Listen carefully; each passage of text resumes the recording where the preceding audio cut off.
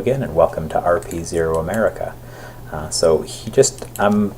While we're on the way to Mercury, I'm going to show off a new technology that I unlocked, which is the Hydrolox engines.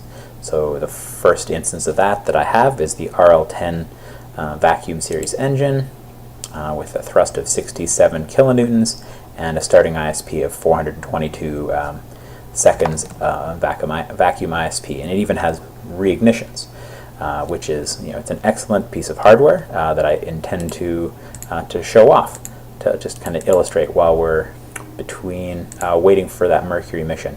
So I'm just going to do a comparison between the same payload and two different launchers.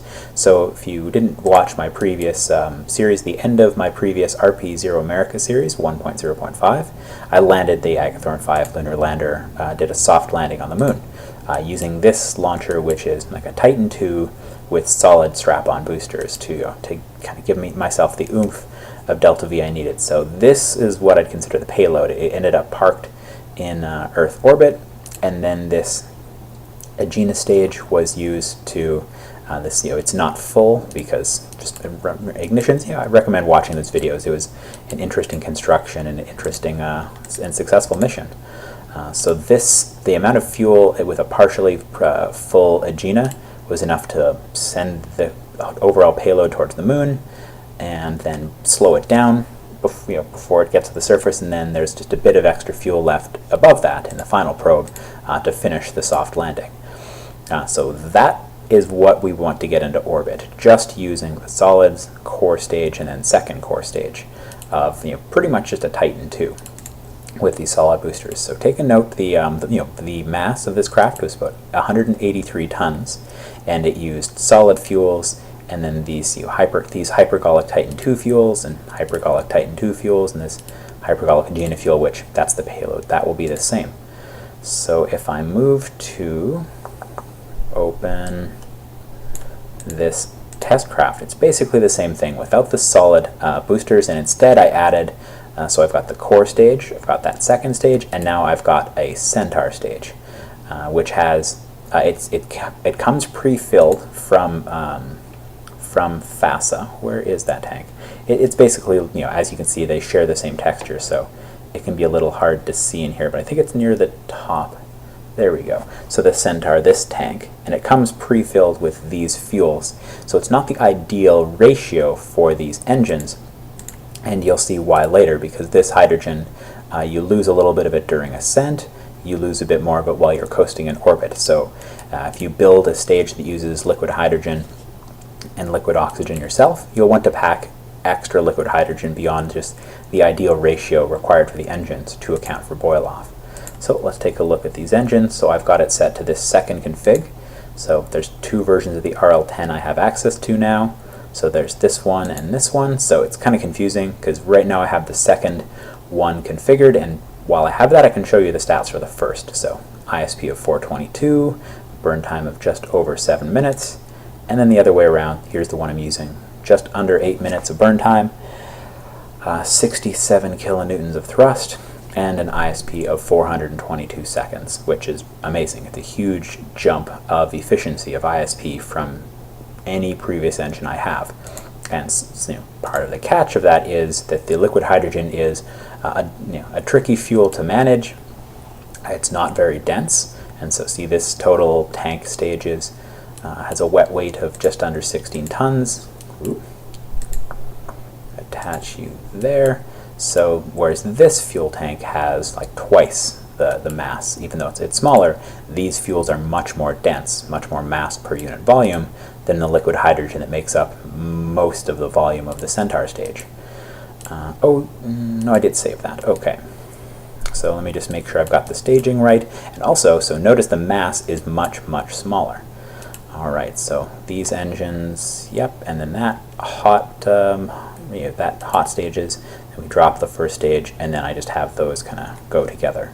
Oh, and I want to move the fairing to drop there. All right, so note that it has a very low thrust weight ratio when it starts. And that's, in part, that's kind of set up so there's two engines in here. It's not a very heavy payload, so it's even with that, it starts with a pretty low thrust weight ratio. delivers a lot of delta V in that stage, and burns for a long time. And part of that is the more delta V you get, it's partially because you're burning much of the mass of what you have going on. So I could say you could design a Centaur with 3 engines, you'd get a higher thrust-to-weight ratio, but that third engine is effectively not fuel mass, so you'd get less delta V. But you can absolutely, while you're getting used to using hydrolocks, you could totally do that. Make the stage have a higher thrust-to-weight ratio, but in part why I wanted to make this video was to illustrate kind of the ascent you would use and how it would be different for a craft like this where you're using liquid hydrogen and liquid oxygen in one of your stages, because that tends to lead to a pretty long burning stage. So in comparison, just the Titan II GLV used for Gemini, with the first stage and second stage takes like 5-6 minutes to get into orbit, and then just adding this stage, makes it almost 15 minutes to orbit. So there's 15 minutes of playtime before leaving the ground and getting into orbit, so it means you have to ascend substantially differently. Even just a change of 1 minute or so of the total burn time to get to orbit has a pretty huge effect. And so here you can see we are a ways out from that craft reaching, there we go, that is the right one, of that craft reaching Mercury. So, alright, it's simulation, so I can't do a quick save, so hopefully I don't mess this up. Alright, so let's start the launch. So part of what you do for this, I call it lobbing the craft, because you need to give the craft more time to complete burning this. So I'll show kind of one way of doing that. I just did a recent attempt, and this is my second attempt at recording this, and I had failed. And also this, compared to pretty much every other Titan II, the thrust-weight ratio at the start of this was very low, so it means I will start my gravity turn a bit later than I usually do. So MechJeb had an update, therefore it's a lot easier and a lot nicer to just use these automatic tools again, which is very nice. Alright, so let's arc down. It's attached to that. So I really need to manage this time to apoapsis during this launch, because once this stage burns out, it'll burn, the second stage will burn out with a pretty decent thrust-to-weight ratio. But once that burns out, we have to have almost 8 minutes before the craft is actually in orbit. And so when this burns out, what we're trying to do, whatever method or route you use to achieve it, you want to end up with a decent amount of time until you're at apoapsis when this burns out, so that that's the lob or the loft that I imagine, because you are giving this some time to get up from the tiny thrust-to-weight ratio it has to reach, to increase and burn out this whole stage, because at such a low thrust-to-weight ratio, it doesn't have very much control at all over, to kind of push the time to apo off. Like right now I could steer a bit higher to give myself a higher altitude, apoapsis at this stage burnout, which would also give me a little bit more of time to apo. There we go. So at about 45 degrees at 1 kilometer per second, which is just a good benchmark to start at. And once we get down to around, we're approaching 40, I'm going to be arcing up a bit, just a bit, so that we're kind of gradually burning a bit above that prograde to push the apoapsis off just a little more and a little more. So that's going to have some effect. Part of the lob isn't just giving yourself more time, it's also you're in part doing that by actually the craft ends up hitting a higher peak altitude. That is part of it. One way to do it would be, say, go through the regular gravity turn, and then rather than like letting this arc down, basically just staying at this, like a pitch like where I am right now for a long time, which is one way to do it. You have to practice it to see whether that ends up working or not as a waste of delta V or not. There's just a lot of different ways to solve this problem. And you need to experiment to figure out what works, what's easiest to achieve for you and what works best for you. So so rather than switching over to, say, following the orbital velocity, which would suggest that I arc a bit lower, because I'm trying to lob it, I'm going to follow a bit closer to just the straight surface velocity. And so that's going to push this off more, and that's going to, make this time decrease slower than it would if I was following a lower arcing trajectory. So actually at this point, just from kind of my feel of what I'm seeing, I'm going to stay near this trajectory for a little bit and see what happens. We've got 2 minutes to stage burnout, less than 2 minutes until we hit apo. So I think that's okay. It's a tricky balance because the closer you actually are to apo, that means the less effect your pitching above prograde or above just the horizon will have on altitude. Like, you don't want to arc yourself out to way too high of an altitude, because that means you're also, it's another way to get less efficient use of your fuel, to be burning it at a higher altitude. So it's a tricky balance. Okay, so let's kind of review things where we are now. Just about a minute left of this, and so as these are similarly close, we're not going to have very much time to apoapsis when this burns out, but this is going to decrease slower than this decreases. So at about 30 seconds I'll do my final judgment, and I'll stay arced to where I am about now.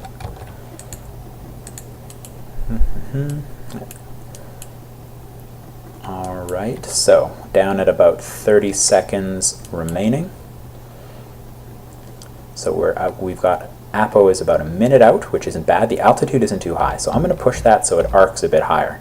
So where you hit this altitude also, it kind of helps to define, there's a number of different ways to think, but you don't get a good measured time. There's no number that I can see that will say time until you smash back into the atmosphere. But you can get time to apo, and then the vertical speed kind of gives me an idea of how much play I have until I hit the atmosphere. So right now I'm arcing substantially high in order so that this last couple of seconds of burn here end up pushing this time to apo off. So now it's out to a minute. There we go.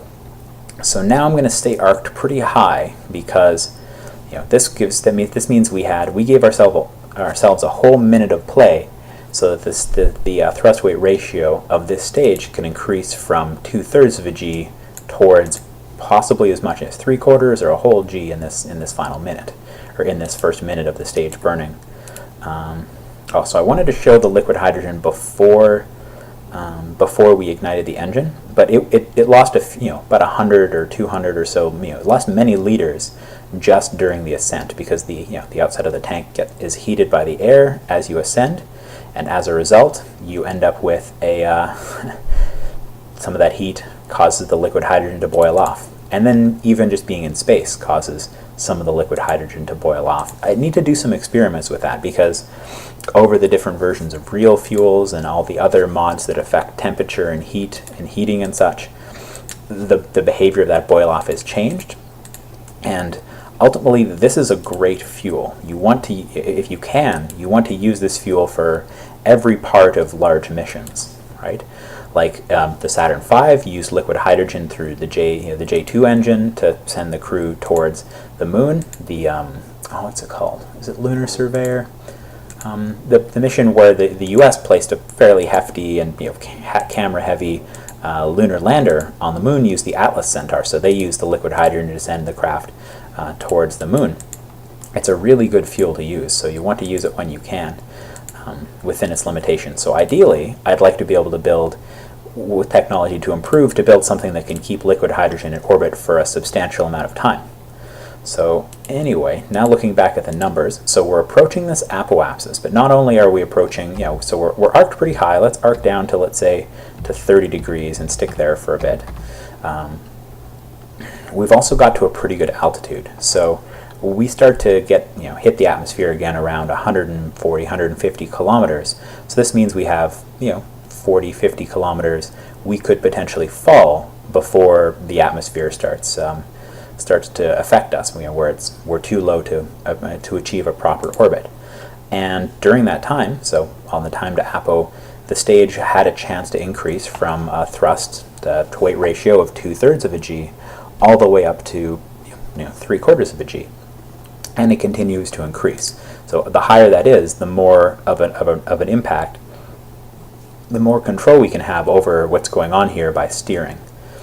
So I'm going to let it fall. I'm going to, let's arc it down to about 30 degrees again. So a rule of thumb, you know, if I had peaked too low, like let's say this was 195 kilometers, then I wouldn't want to let this get below like 100 and 150, something like that. But because I did successfully lob it, you know, to an altitude just over 200 kilometers, I will feel comfortable letting this get as low as maybe 200 or 250 meters per second, as long as I know that's about what it's going to peak out at. So I'm okay allowing this to decrease, and how I'm doing this, so watch this number and watch how much more quickly it decreases when I'm pointed like this. See, because less of the velocity, less of the acceleration from these engines is going to combat the fall.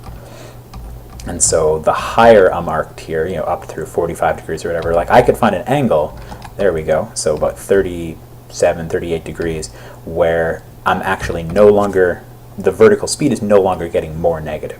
I'm not falling faster every second. And so I'm okay falling some, so I'm going to keep decreasing this. I'm okay this staying around where it is now. So once it starts to level out, you know, at whatever number it's at, it stops becoming a more negative number, then I will kind of rejudge my pitch compared to my altitude, because I'm fine ending at any altitude. Like my conditions are, when this stage burns out, I want my vertical speed to be 0, and I want this altitude to be above 150 kilometers. So, okay, I'm willing to keep falling a bit more, so I'm going to arc down a bit. And, you know, this becomes a more sensitive choice over time, both because it becomes a more sensitive choice of your position, and I have to keep kind of reviewing that more frequently, both because we're moving faster, we're getting closer and closer to orbital velocity, and also because our thrust-to-weight ratio is getting higher. So I've gotten down to about 195. So now part of my concern is going to be making sure this ends up at 0 without having to do a bunch of crazy steering in this last 3 minutes. So I'm going to let this get up to about 100 meters per second, falling 100 meters per second, and, you know, kind of review things at that point. So this is the way that I kind of strategize and do this myself. It's certainly not the only way. I would rather have a program to do this for me. But still, a lot of people like to hand fly. I very frequently like to hand fly. I just would like to have a script to do some of these ascents, so I could focus my attention more on talking about the mission, the launcher, the history during these ascent videos, rather than right now where all I'm talking about during the ascent is the ascent itself. Okay, so we got to 100 meters. And my altitude, I'm still happy with that altitude. And so I'm going to let it arc down a bit more. So now I have 2 minutes to level this out. So that's why, in part, I don't want to let this number get too negative, because when it keeps falling, I think of it as like a debt. You know, you're going to keep ending up at a lower altitude. And so when this is really negative, that means it's going to, you know, I need to get it from whatever negative number it is up to 0, back to 0, before the stage burns out. Or else I'm not going to have a chance at a circular orbit. Whereas you always want to be kind of aiming towards a circular orbit, because that's where you have the most control. Or even if you want, let's say, a 185 by 150 or 185 by 300 orbit, whatever, to control one of those numbers, you really would kind of need to be leveled off in vertical speed at that point. So still a minute 20. Okay. So we've still got some time. So I did let that number creep closer to 0. So most of your falling is going to be during the beginning of the stage of the burn. Notice how we fell a lot early on when we were falling at about 200 and some, and now it's pretty difficult for me to allow myself to keep falling, both because our thrust-to-weight ratio has got so high, also the time we have to play is getting smaller and smaller. So I'm going to let this level out at about 0, and then kind of the last 30 seconds or so of this ascent will just me be kind of playing with this pitch in order to keep it. Let's try to match the heading we currently have, sure, why not, and a pitch of where am I now, so let's go to 5. So I'll just let MechJeb kind of control this, and I'll control it by kind of ticking the numbers here, rather than my ham-handed wussed. Oh, and we we got to orbit, and there we go. I'll just cut it off. So see, with a lighter launcher, we had a much lighter launch vehicle than we had previously. We achieved orbit with 400 meters per second to spare, and I could have, I could have really duffed that if I didn't kind of control my ascent as well as I did. I could have failed to achieve orbit. In my previous test video, I probably wouldn't have been able to achieve orbit because of bad steering and bad choices. I didn't lob it sufficiently, basically. When that previous stage had burned out in my previous attempt at this, I only had like 10 seconds to apoapsis. So that has a huge difference. Kind of get a feel for how much time to apo, how much lobbing your craft needs.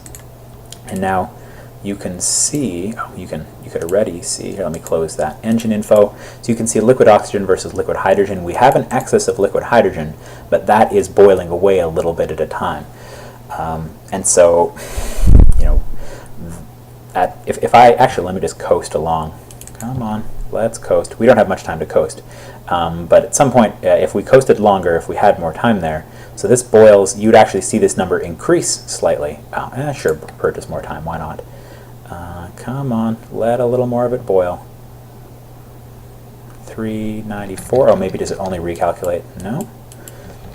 Yeah, maybe it's just not boiling fast enough. But if I coast long enough, maybe it will, at some point, sure, why not?